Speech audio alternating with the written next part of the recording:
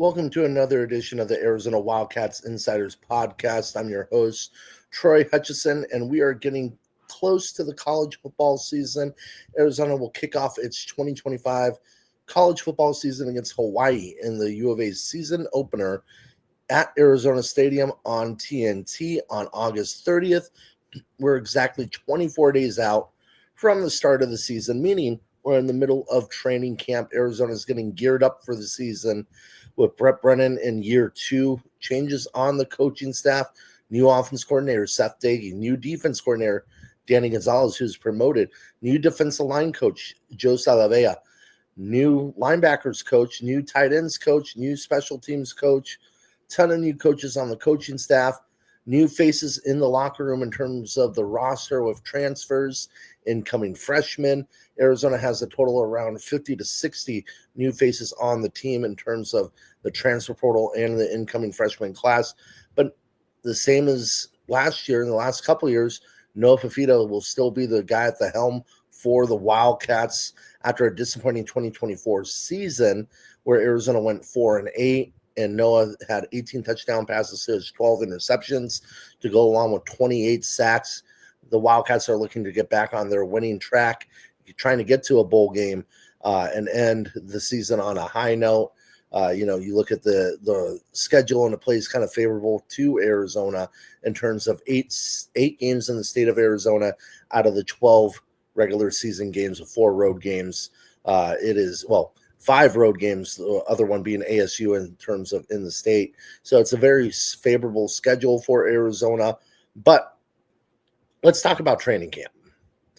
Right now, we're in the heart of training camp. Arizona is entering its second week of training camp, and there's been a lot going on. There's a different energy out there on the field compared to last year. Brett Brennan said it perfectly that, they don't have to worry about kissing everybody's ass this season like they did a year ago, in terms of keeping the players on the roster, worrying about if they're going to transfer to Washington with Jed Fish, leave to Alabama, leave to wherever, with the new coaching staff coming in. They don't have to worry about that this year. Everybody who's on campus right now has decided to play. They're going to play for Brett Brennan. They're going to play for their team. They're going to play for Arizona, and they're going to try to achieve the goal of getting back to a bowl game. And this team's talking about winning the Big 12, trying to get to a Rose Bowl. But the first step is get back to a bowl game after going 4-8. So there's a new energy out there on the field. You're seeing it on the defensive side of the ball and the offensive side of the ball, but you're also seeing it with Brett Brennan. He's being a little bit more vocal out there compared to last year, where it was kind of like, where's Waldo at times? You're like, where is he on the practice field? I don't see him. I don't hear him. He was, talking to boosters, recruits, and alumni every now and then on the sideline. And, you got to do that kind of stuff. But at times it felt like, man, where is he? This year, there's none of that. You know exactly where Brett Brennan is. He's in the heart of it. You can hear him out there on the practice field. But, huge improvements there, and we'll see how that translates to the games and to the field of play. So first off, let's talk about Kean Burnett. Kean's a tight end that was a 4-star recruit coming out of high school. He was the first player out of that Servite group of 4 to commit to the U of A, followed by Noah Fifita and Jacob Manu. And Noah and Jacob and Kean Burnett did a great job of getting Tetero McMillan to come with them. He was looked at as a potential USC tight end. He's committed to USC at one point in time. Decommitted, decided to play for his dad's team. Chester Burnett played linebacker here at Arizona, so he decided to go back to Tucson and play for his dad's alumni, alma mater, And then, things didn't really go as planned. A lot of injuries happened throughout his career. Some playing time issues in terms of being behind a guy like Tanner McLaughlin, who's in the NFL right now, and maybe the second best tight end in U of A football history, behind Rob Gronkowski. So after an underwhelming 2024 season where, again, injuries plagued him and the scheme and the system really didn't meet his skill sets, with Dino Babers kind of having a vanilla playbook that could put a cup of coffee to sleep, he decided to move on. He went to Kansas, entered the transfer portal, went to Kansas, and after playing there for spring football and being part of that program, he said, heck, let's go back to Tucson. Had conversations with Noah Fifita and the staff about returning back to Tucson. Brett Brennan made it very clear when he approached him about entering the portal and going to Kansas. Brennan was very supportive. Didn't burn any bridges, wanted to keep that relationship open for whatever may happen. And they're reaping the benefits of it, of him being back on campus. Now, during training camp, he's looked good. There's moments where, dropped a couple passes, but everybody does. But he's not hanging his head like he did a season ago, like he did the past 3 seasons. You could see plays kind of build up on him, and it was hard for him to get over those plays. You're not seeing that in this training camp. You're seeing a much more composed Cam Burnett. You're seeing a guy that is one of the bigger tight ends in the tight end group. He's improved his blocking, and I think that's critical. And he's gearing up for a nice season. Now, are there nicks and scrapes and bruises along the way for him during this training camp? Yes. But he'll be in the thick of things. I think him and Tyler Powell are 2 tight ends and the 2 top tight ends for Arizona going into the season. So that's an interesting battle there.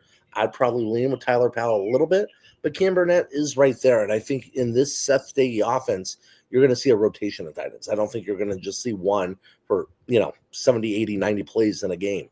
You're going to see a rotation. You're going to see 2 tight end sets. Maybe you're going to see 3 tight end sets. Who knows what this offense is going to look like? But Cam Burnett is going to be a part of that. And then you look at the defensive side of the ball. Arizona last year kind of got riddled with injuries on the defensive side of the ball, especially in the secondary where they had to play walk-ons, had to play freshmen that just weren't ready, and they were getting torched game in and game out with the injuries piling up there. Traden Stukes is in the process of working his way back from spring and from the injury he suffered a year before. You have Dalton Johnson. You have Genesis Smith. You have dudes that have been around the program and are high-level players. But there's been some growth. You look at a guy like Gavin Hunter, who was part of that 2022 class. He hasn't had much playing time. But with Stukes still working his way back, we've seen him with the first-team unit in that nickel position, in that slot corner position. He's looked good. He's gotten bigger, stronger, faster. Will he be a part of the starting rotation when Stukes is fully ready to go? Probably not. But it gives you an option for the nickel position. It gives you an option for the safety position, given that that was his natural position. And it gives you an option at corner. So that versatility is critical for Arizona. He's developing really nice. And then West Virginia transfer Aiden Garnes has looked really good. I think he's bidding for a starting job. I think he could be one of those DBs out there or corners out there on the opposite side of a trade and seek, sort of an opposite side of other guys. But at this point in time, he looks like a clear-cut starter to me. Has been very impressive, broken up a lot of passes, has played guys like Chris Hudson, has played guys like Trey Spivey, has played guys like Luke Weisson up and personal, and he's been able to guard each and every one of them. And those guys are very talented receivers. So impressive job there in the DB room and the growth there. And then lastly, I want to talk about Kendrick Risano. He didn't get a lot of playing time last year. Coming out of high school, he was the number 5 back in the country, a 4-star recruit that went to Ole Miss and transferred into Tucson. They just really never got dedicated to the run last year. Again, that Dino Babers offense was very confusing. It was very mix and match, hodgepodge put together. And there was no dedication to the running game. Now they started behind the 8 ball, with Ja'Cory Crosskey-Merritt having his eligibility issues, losing a couple linemen. It was hard to run the football because you were down in so many games. But there was no dedication when you were even running well. They went away from it several times, and there's got to be a balance there. And Risano is a guy that has gotten faster. He's a really smart football player, and the team looks up to him. The running back room looks up to him. He's great in the blocking game. He's the best blocking running back of the group. And he's healthy. And I think this offense fits him. And I could see him being like a Jonah Coleman type of back, like a, power back that has sneaky speed. So I think he's going to be critical for this team. But as you look at that running back room, I think Arizona is going to be able to go 2, 3, even at times 4 deep, with the main one, which I think will be Risano, getting around 30, 40 carries, depending on the game, and the rest of them splitting about 15, 20.